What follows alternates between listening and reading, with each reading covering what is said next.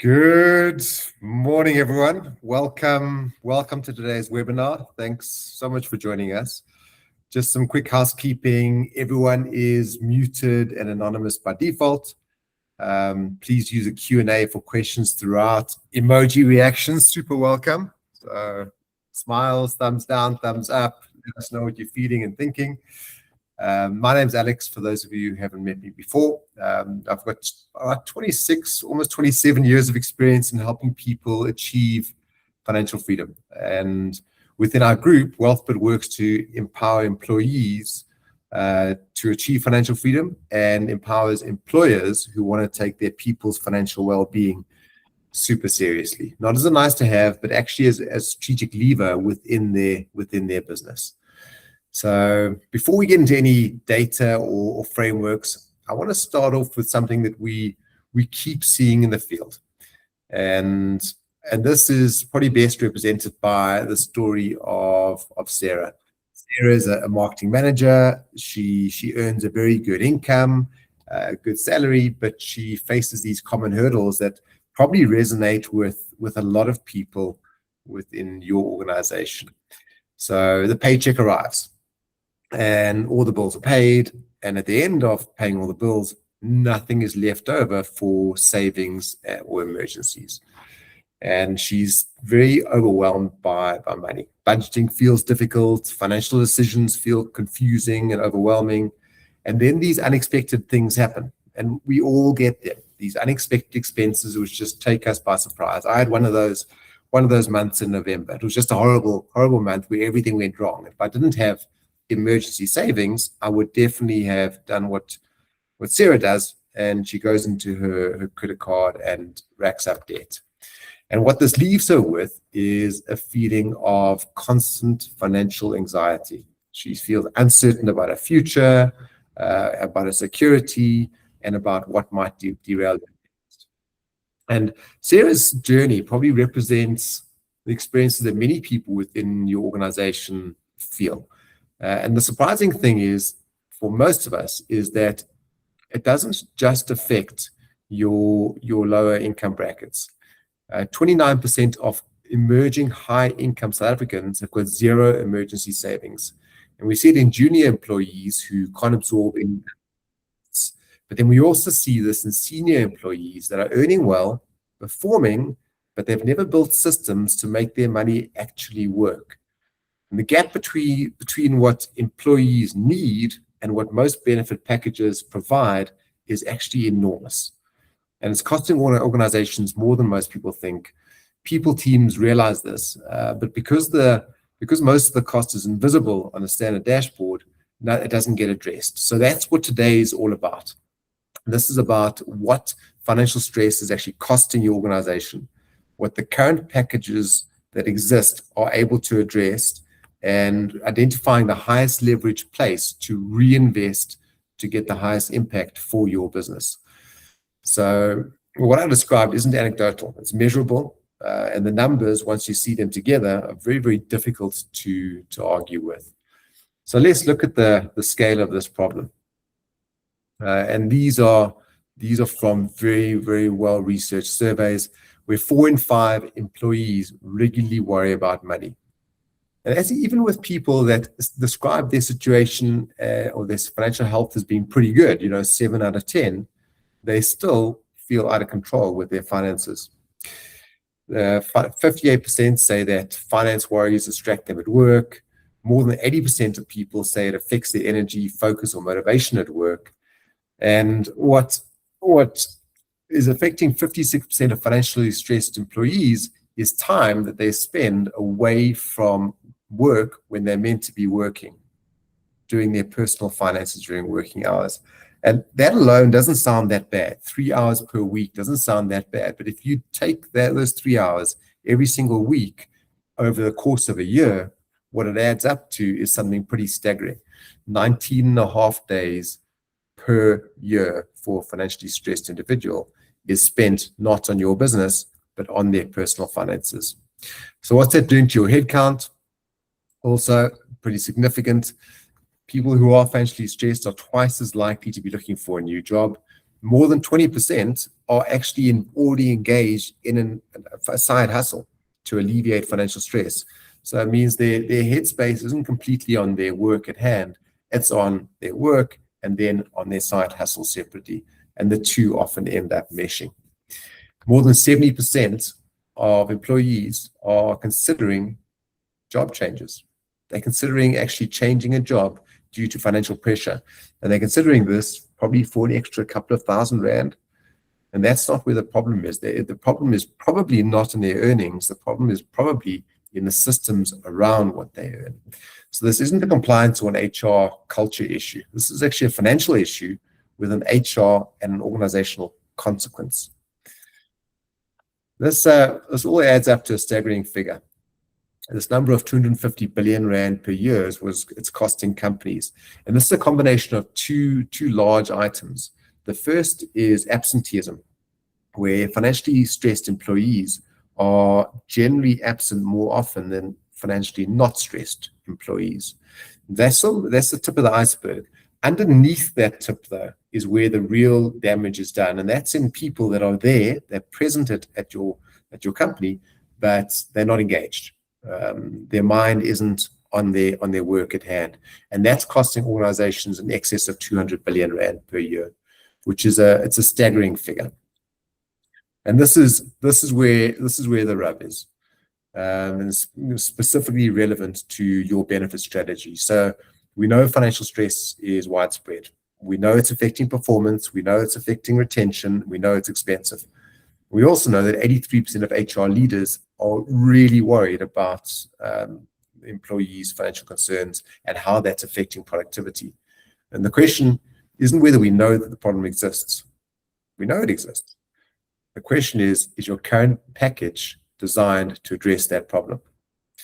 So let's find out. And in the chat, you would have seen a link to a workbook that looks like this. So I'm gonna hop over to a live version of this. And what I'd encourage everyone to do is to go into this worksheet and just make a copy of it.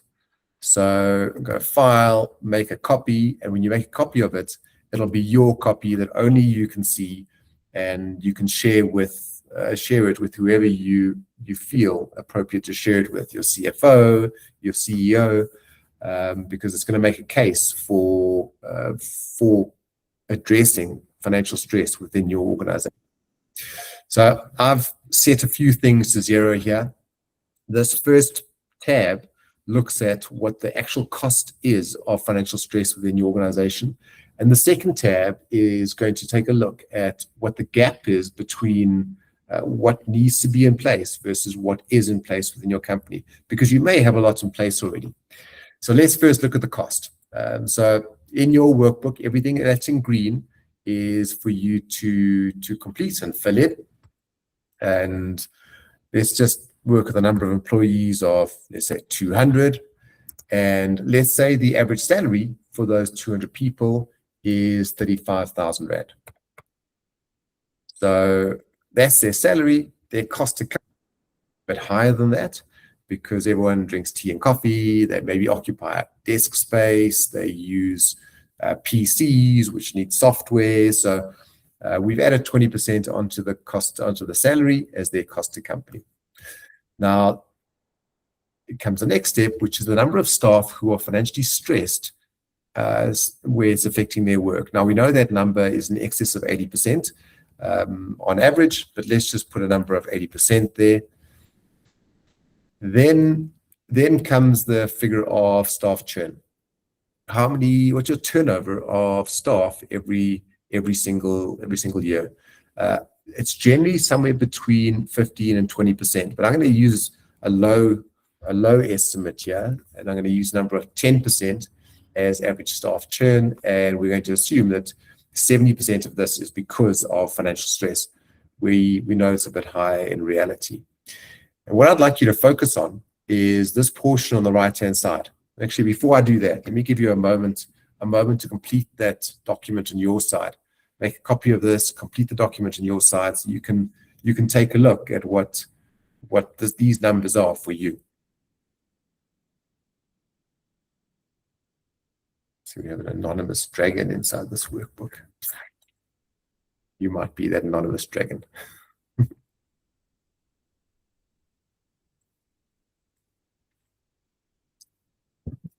All right. So hopefully you've populated this workbook now, and you've got your organization's estimates in here.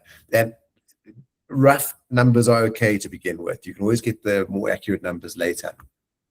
But for this company, for 200 staff members with an average salary of 35,000 Rand per member, this is what it's costing this organization, a staggering 11.8 million Rand per year.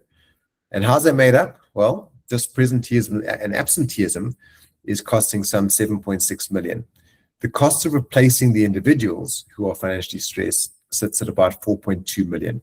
And how's that made up? Well, it's made up of a recruitment cost of 10% of salary. But then on top of that, train a person up. To train a person up takes time, and it takes a trainer's time. So we've assumed that the cost of the trainer's time is the same as the average monthly salary within the organization. We've excluded two big items, and we've made those zero. And that's a cost of additional overtime, assuming you're short-staffed, and the cost of business relationships lost. Often this is the most costly cost of a person leaving an organization, where you lose business relationships, institutional knowledge. Altogether, this number is 11.8 million. It's a big number. It's just not a number that's reflected on any income statement. You don't see it within the expenses, except for the recruitment cost perhaps.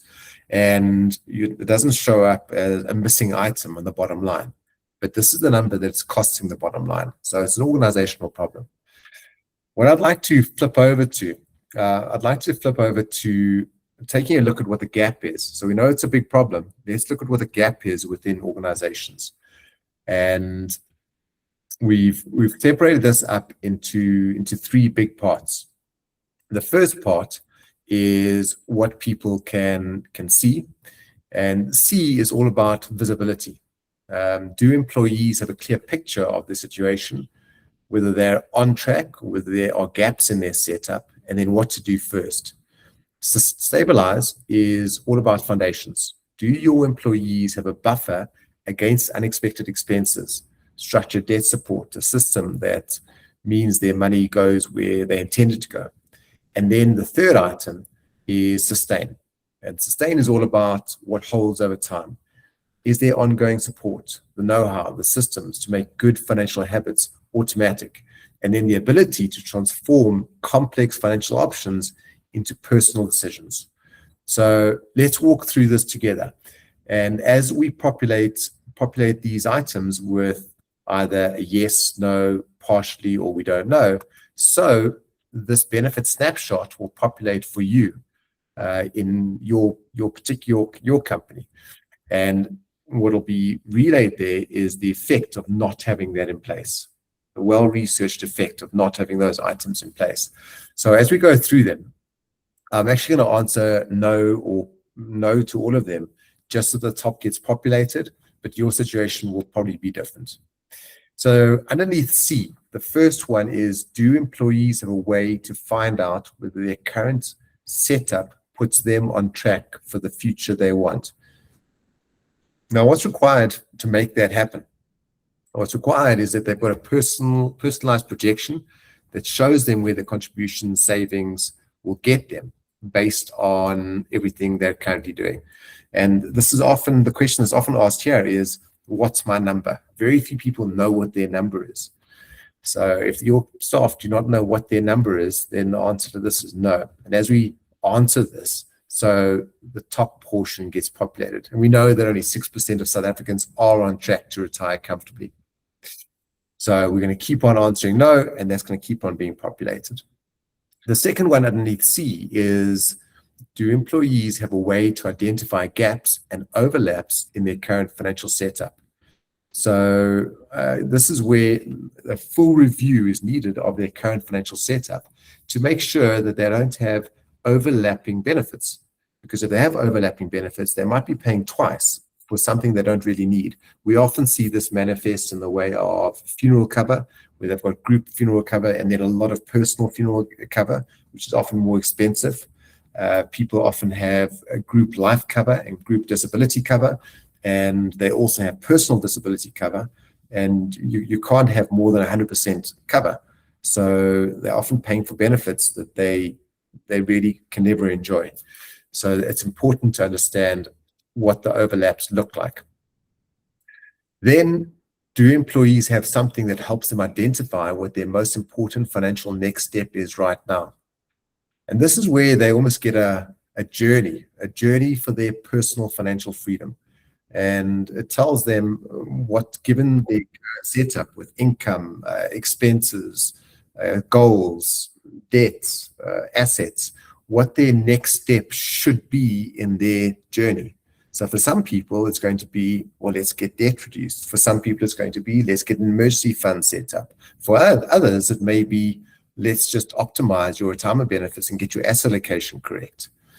That might be the very next step. But focusing on the next most important thing is what's vital here. So once you've got a clear picture of what their situation looks like, the next step is to build foundations to reduce daily pressure. And this is about stabilizing their situation.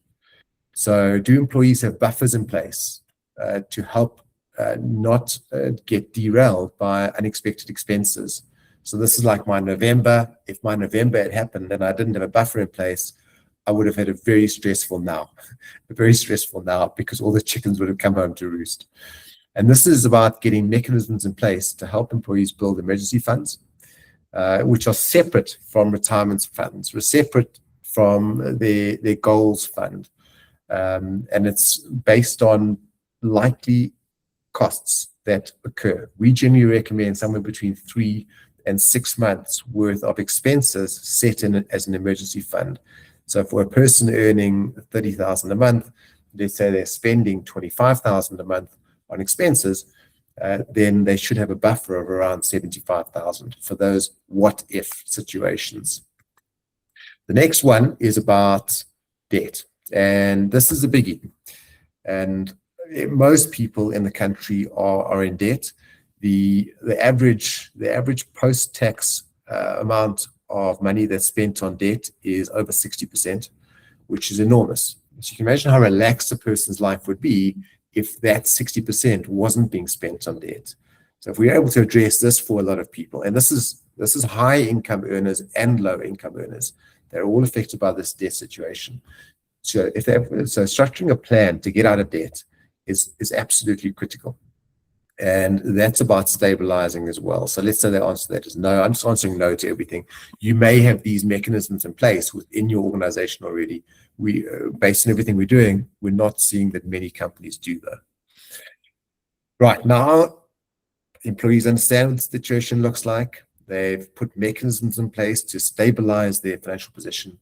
It's now about building and sustaining. And it's about getting systems and capabilities in place to make sure that things actually materialize really well throughout their financial journey. The first one is that employees get ongoing support that keeps financial progress on track, not just as an onboarding or a once-off session.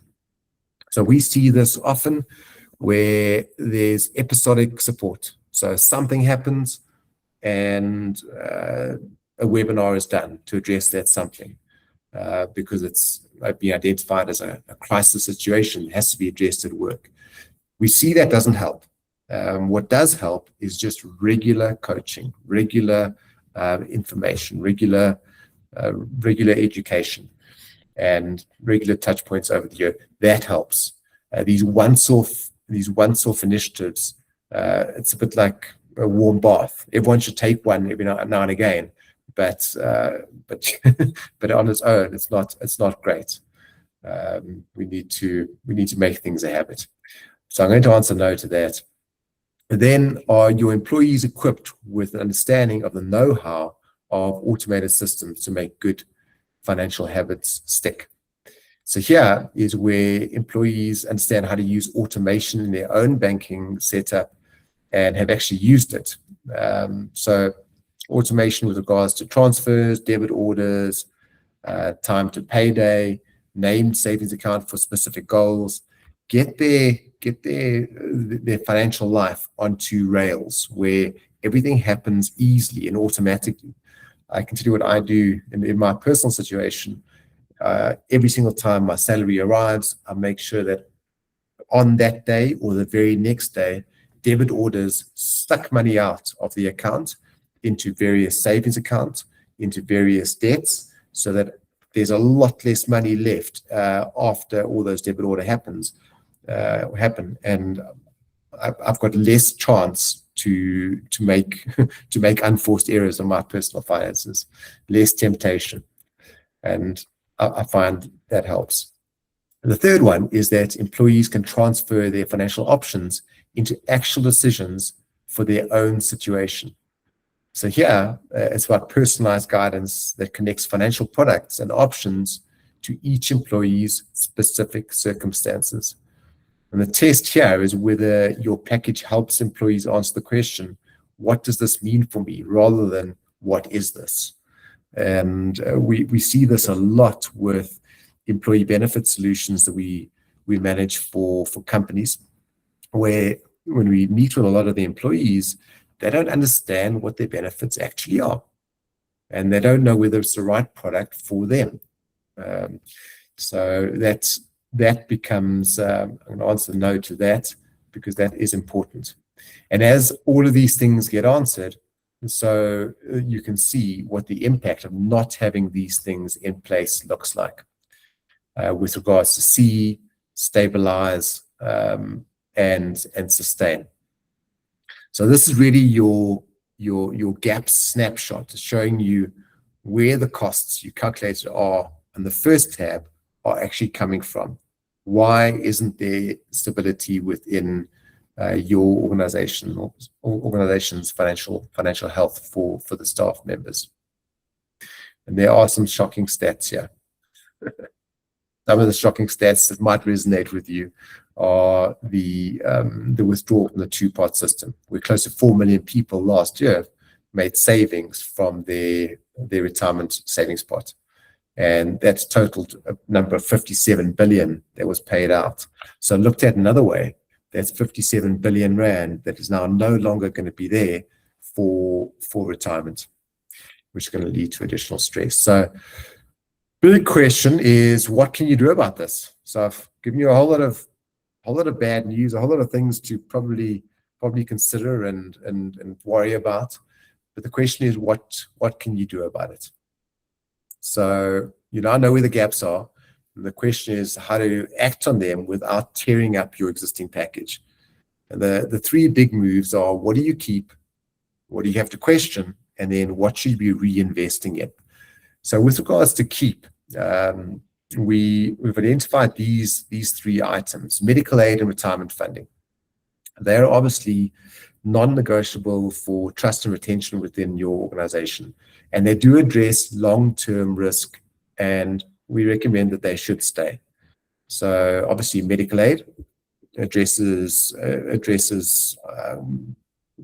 periods where your staff are poorly, where they're sick, and then your retirement funding and your risk benefits address sort of key events in a person's life. If they get disabled, if they pass away, and then if they retire, or when they retire. And the good news is that people are far more likely to reach retirement age than they are to die before retirement.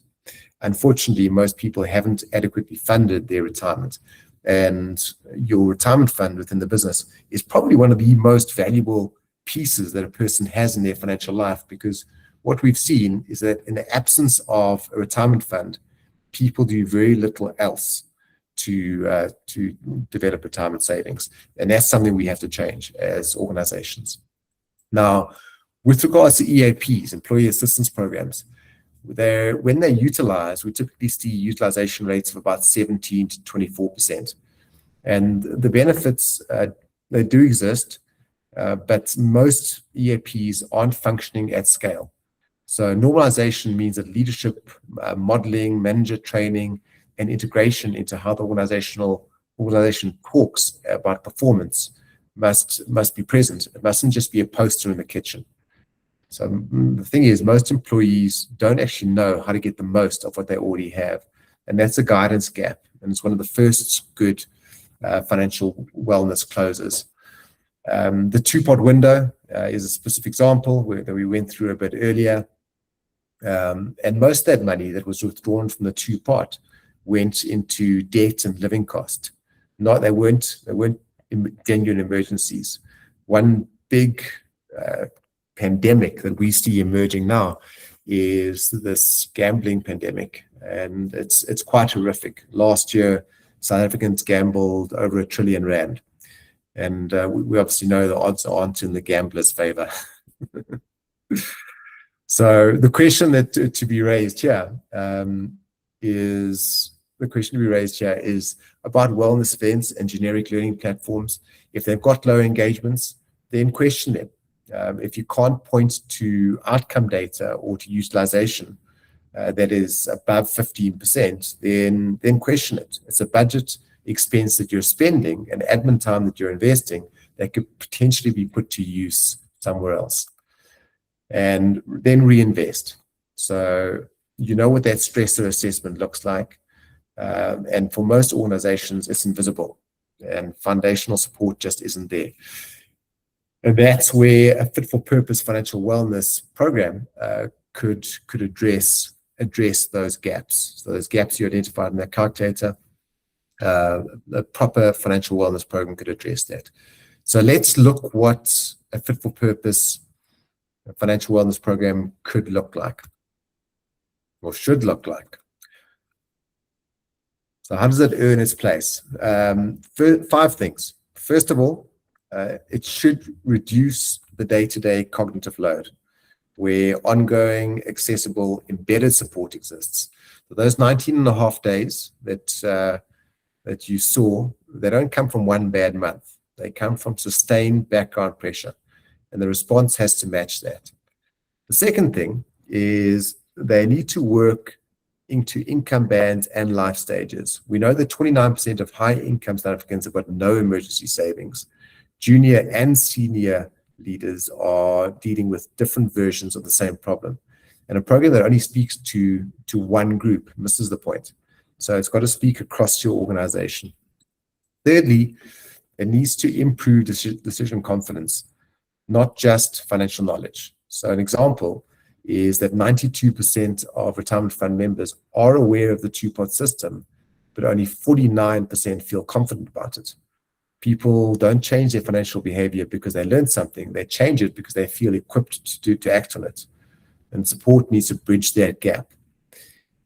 Fourthly, strengthen existing benefits. Don't compete with them. So it should not make medical aid and retirement funding sort of irrelevant. It shouldn't take the place of those. And then EAPs, if they are being utilized, they should become more effective by helping employees understand and engaging with what they already have. You know, a lot of EAPs deal with the mental wellness, which is, it's critical. But that mental wellness often gets manifested, or mental stress often gets manifested due to financial stress. And then lastly, it must not overload HR. So if your financial wellness program within your organization is overwhelming HR, it's probably not fit for purpose. It creates more admin for a team that's already at capacity. It's not going to survive past the first quarter of implementation. So what we've built is a program that we've called the Financial Freedom Program, and it's structured to generate a measurable financial improvement over the course of a year. It consists of 5 parts. The first is monthly workshops, and here we help people get their systems set up, identify their gaps in practical, measurable ways. We then have one-on-one coaching, and this is where a person sits with a highly qualified financial coach, and this financial coach will help them get their setup understood, where they understand everything from their debts, their assets, their goals, their budget, and how all of those mash together to create one visual that's that's relayed in a personal dashboard. So everyone will get their own personal dashboard. And then everyone gets access to a mobile app that's integrated with AI, of course. And lastly, your organization gets a company dashboard. And this company dashboard shows what the financial situation of your staff on average look like and how over time that's changing. Is it getting better or is it getting worse? So you'll be able to measure the financial stress that's actually present within your organization at any point in time. And that is today's webinar. I'm going to open the floor for questions and answers. I wanted to get through that fairly quickly so that we can move on to this section. If you would like to set up a chat with us, please feel free to set up a call with yourself, with other leaders within your organization to understand what a financial wellness program could look like within your organization. We can have a conversation about your headcount, your current package, your constraints, and whether the numbers actually make sense for you. So we've managed to put this program together for what amounts to less than a cup of coffee per person per month. So it's very affordable. We're looking to make a big difference. Jamie, can I hand over to you? Are there any questions? Malu, it's good to see you in the call. Thanks for the thumbs up. Are there any questions, Jamie? None as yet. Having a look quickly. I think maybe just remind everybody where they can pop the questions. So in the right corner, there's that little square. If you click on it, there is a section for Q&A, and then you can just pop your question in there.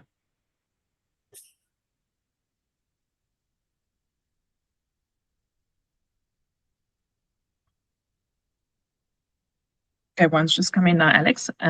Question we have here: should I prioritize financial wellness over fixing EAP utilization? Yeah, it's a very good question. The answer is usually that you can run them in parallel, because financial wellness done well actually drives EAP uptake. So what we're saying is don't offer mental health support as an and. What we're saying is if one of the biggest sources of stress is for this mental health is often that people are struggling with their finances. And if you don't address that, then a lot of your efforts to support the mental health side are going to fall flat.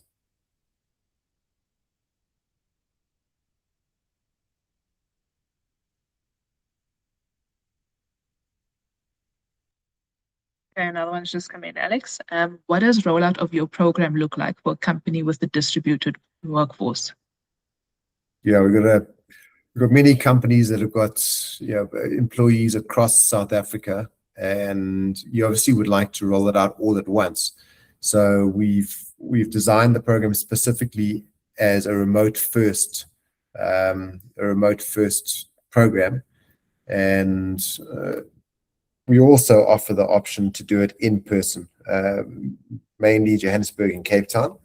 But that works. We find in-person works really well, but remote works very well as well.